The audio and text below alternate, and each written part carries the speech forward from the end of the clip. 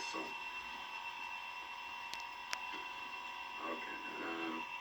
so let's start the attributes of God. This is just a rough draft to help me think. Number one, Zana God is the creator of the universe, of the world itself, of ideas of him or of humanity, etc. Number two, is Zana God. Okay, I think from now on you just understand it's Zana God or super God. There's no need to say it every time. Okay, God exists in a vast amount of space and exists in a vast instant of time. Number three, God is a necessary existent or the only necessary existent. Number four, God is the most perfect being, perfect in intellect, free will, power, kindness, appearance, life, etc. Number five, the Xanadu God is of what goes on in the universe. 6. God uses some form of energy to accomplish things in the universe. 7. God is the king of the world, i.e. the ruler, and uses miracles to achieve his goals. He can intervene in the world as we do, or he can suspend the laws of nature when necessary. Number 8. God evolves to a greater and greater perfection. Number 9. God is the cause of the world being sustained in existence. Number 10. God is linked to us. What does it mean to be part of something? At any rate, he is not separate from the world in the structural and functional senses. I think to be part of something means that you're linked together as cause and effect, or like in more recent times you have reciprocal causality, like Coulomb's law of charge, where charges like electrons and protons are attracted to each other. Number 11, the Xanadu God is a form of energy. He is not made up of matter of this world, though he may have some higher forms of matter which is just concentrated energy.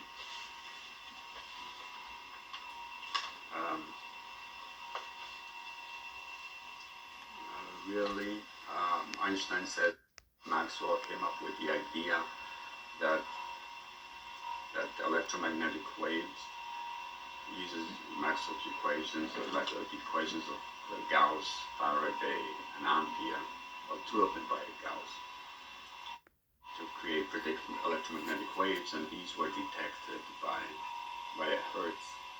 And so there are some things that can exist independently of matter. Electromagnetic waves are very kind of more spiritual things. And even recently they say they even detected gravitational waves, which Einstein predicted. And these may exist independently of matter also. The electromagnetic waves traveling through space. They have magnetic fields perpendicular to each other. Number 12, the Xanadu God is transcendent in some ways, but not all. That is, our ordinary physical senses cannot experience God completely. Number 13, God must be perceptible by us, since humanity and God are critical to one another. Number 14, God is greater than any human else. A human being would be the God, not God himself. Number 15, God can create an image of himself so that we can see him. Number 16, God can take on human form, but in a much superior manner. Well, some of these things are ideas, doesn't mean that they're true, but just the views that some people hold. Number 17, God needs the means to be our God. He must have the opportunity to be our God. He must have the motive to be our God, and he must have the power to be our God.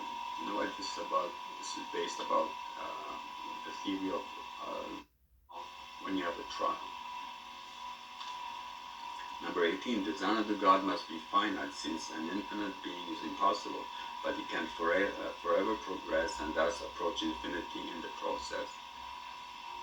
Number 19, God moves the heavens constantly or when necessary.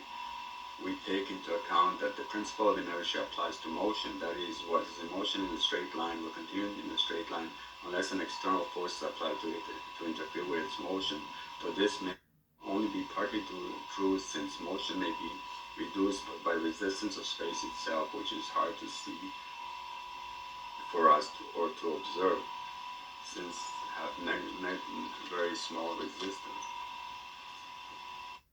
Really, I revised the law of inertia later because I say that um, you need an inequality because you can apply a force to something and it's not enough, it's negligible. So um, it was, even though you apply a force, it will still continue to be at rest or to be in motion, even though there's a force. Whether you're talking about the atom or you're talking about the planets or moons in the cosmos. Also, I can choose a rotational law of inertia. Maybe even spinning is a kind of inertial law.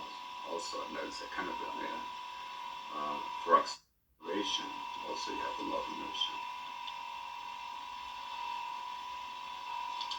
The Xanadu God is the spirit of the universe itself, and we are like cells in his vast corporeal attribute of extension.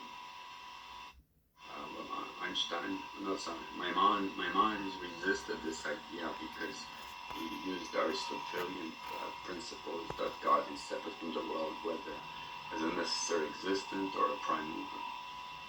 Number 21 is without magnitude, indivisible, simple, or without parts.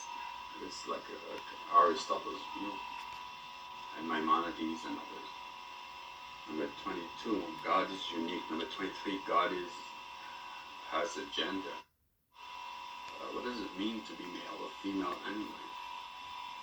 In a way, human beings have two brain hemispheres, left and right hemispheres. Sometimes when they're split, we can do much more. We can do two things at the same time. Maybe one of them is more artistic and one of them is more intellectual. Is that more feminine or masculine? What is, anyway, like now, even medicine, 100 years ago, all doctors were men. Now you have more, about half of doctors are women. So what is exactly the gender? And many women no longer stay at home anymore to take care of children, but they have jobs. Some women even make more money than their husbands. 24, God is eternal. 25, God does not like to play games. 26, God does not like to be tested. 27, God does not do futile acts. 28, God cannot do what is logically impossible, but according to Maimonides, the impossible cannot be done by anything. But actually, though intellectuals have said many things were impossible, really, and in the end they were done. I mean, at first they said we couldn't fly and flew. We couldn't go into the cosmos, and we've gone to the cosmos. We couldn't even break the speed of sound, Mach speed, and we did that. Even the list goes on. Even Einstein says we cannot go fast in the speed of light, but we can. It's just a question that I think it's a limit of perception, because we use light to perceive the world. So that's why it's a limit of perception, not a limit of the world itself, even though I don't think anybody else ever said that.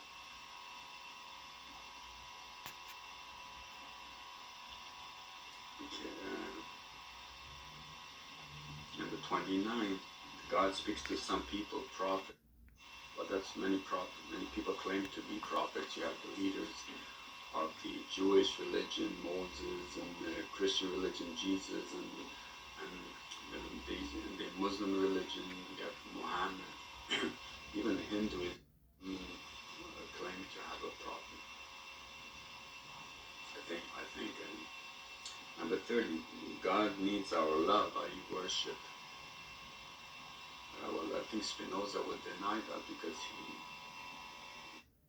he didn't think that God had emotion. Number 31, the Xanadu God learns by observing us, since he only knows everything which can be known a priori, but we have freedom, and so the sequences of choices of humans is a complex series which cannot be seen ahead of time even by God. So God accumulates a posteriori knowledge from interacting with us. think even Newton criticized philosophers because they just sit back and do philosophy and speculate. I think you have to do experiments. Even that's that in the front of Bacon said do experiments. When you observe the world, you cheat because that's how actually they discover things. The law of inertia, when also the telescope it was invented, the microscope, a lot of things were invented because of that. Because you need experience. If you just sit down and think, some things you cannot discover.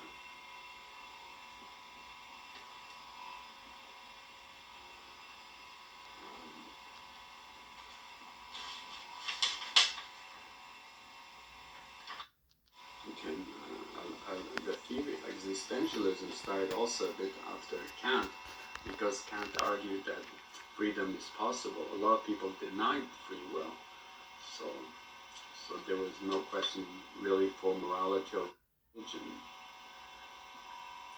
But once you argue that freedom is possible, then that means also that God does not know everything. And if we have limited freedom, then God can learn also by observing us, which is much more interesting too. Not only for reward and punishment, but also for knowledge. Number 32, standard of God can be known by us. Maimonides had a set of negative attributes, where you prove things that God cannot be, even if you cannot know Him, so you get closer to Him. Number 33, God's goal is to ensure that a perfect paradise results from our lives on earth. Number 34, God understands the nature of the world at a perfect level. Number 35, God can solve any problem facing us, even those we can't solve ourselves. Imagine we come very, very close to paradise, and then we have a problem and we can't solve it, and then everything is lost. But God, if God is there, then He can solve it for us and save us. Number 36, God gives meaning to our lives. A lot of people, especially existentialists, people have lost meaning because they used to believe in paradise. And now after the decline in metaphysics after Kant, and also decline of religion because of all the progress in science, a lot of people have lost faith. So many people are becoming existentialists because they no longer believe that there's meaning in life, or that for all the suffering they go through, that there's paradise or God or purpose for everything.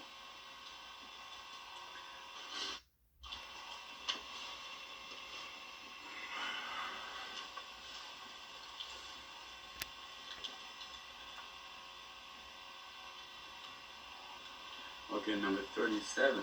The standard of God has been raising primitive societies to higher levels of perfection since He designed our complex bodies and souls, and also intervenes in the world long before we had even our current primitive technology.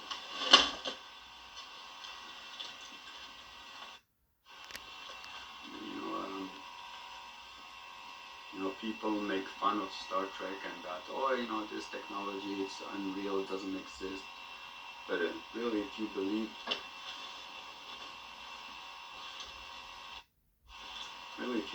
in God and angels, then that technology is primitive. Really, they have much superior technology than what we can imagine. Really,